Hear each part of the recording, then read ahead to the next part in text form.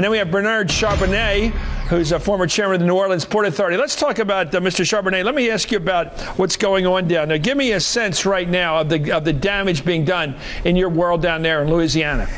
Oh, Chris, it's incalculable. We can't determine the extent of this damage, number one, until this pipe is closed off, and we can't calculate it because initially we think about oystermen and shrimpers and fishermen, but the damage is unquantifiable. I mean, you've got shipping interest that's going to be affected if the oil continues to spew and ships have to be diverted. You've got tourist interest that's affected because of the cancellation of rooms and condos all across the Louisiana to the panhandle of Florida. I mean, there are no accurate assessments of this as of yet. We encourage tourists to come, but we don't know. We don't know if ships are being diverted or bookings are being dropped.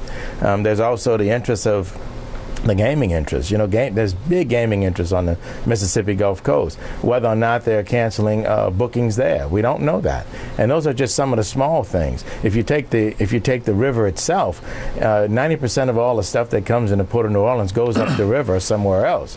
You know, that means St. Louis, Memphis, manufacturers all along the river up to Cincinnati and Cleveland. We don't know if ships are being diverted and that cargo is going a different way. I represent the longshoremen in New Orleans. Local 3000. They are anxious and concerned as to whether or not they're going to have ships delayed that they can't work on, and stevedores won't be able to make their daily wage. So we don't know at this point. What are you hearing down there in the scuttlebutt in the world where you're closer to this? What is the sense of what kind of a job the president's doing or not doing? The back channel on the president is this. His speech was wonderful yesterday, and it was warm to receive him. If he had anything wrong with his speech, it was that he should have said it a week ago. People want a comfort level, and they don't have it, frankly. Right now, I think if the president or the government knew how to stop this leak, they would have done it. They're relying on the technology of BP. It's just that simple, because the government obviously doesn't have the technology. I'm no technician. I'm a lawyer. But, you know, common sense tells you if you could stop it, you would have.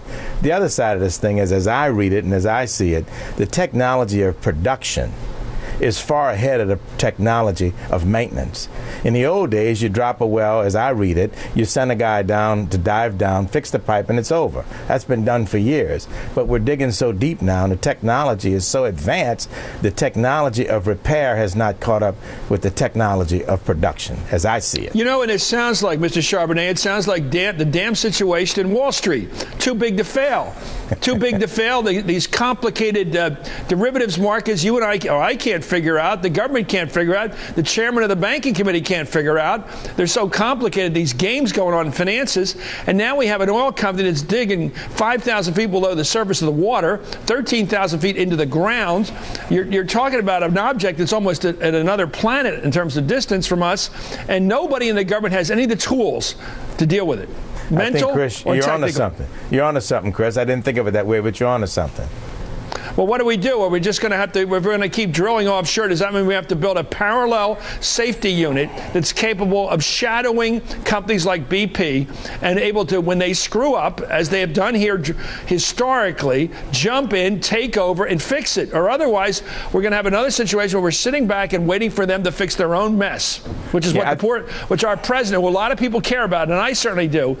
It seems like he's watching them solve the problem, and the best he can do is be a hall monitor, and he doesn't know what's going on in the rooms. Good point, Chris. I think for years you have to keep in mind in Louisiana, oil and seafood and shipping all went together. It was always in sync. Now I think we're like a football team. We gotta reassess at halftime. We gotta recalibrate how we all can live and work in this same environment. There's got to make, as you would know in football, make some adjustments. You know, maybe you could make a living teaching Cajun down there or something. I don't know. You got a great accent, sir. I love your voice. My family, just love it. It's mellifluous. My family's been in Louisiana since 1791, so I don't have any other voice. No, I've had at least one charming experience this week. It's from you, sir. Thank you, Bernard Charbonnet, for coming on. Thank you very much, Chris. Coming up.